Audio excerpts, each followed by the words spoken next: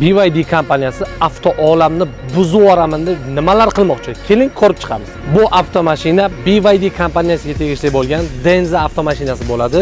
2024-yil 15-noyabrdan taqdimoti bo'lib boshlandi. 2025-yil 21-martidan sotuvga chiqdi va juda ko'pchilikni e'tiborini qozonib, ularga o'zi xohlagan komfortni yetkazib beradigan mashina bo'ldi. Elektr motori 165 km, benzin va elektr motori 1300 km da spokойно bosib o'tadigan mashina hisoblanadi. Agarda siz bu mashinani to'liq elektron olaman desangiz, ommaga hali taqdim etilmadi.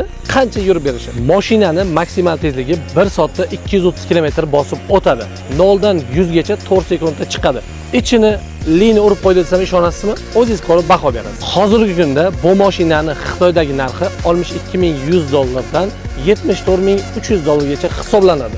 Agarda sizda tanlov bo'lganida Li 9 ni olarmidingiz yoki Denza M9 nimi? Kommentariyada o'z fikrlaringizni qoldiring.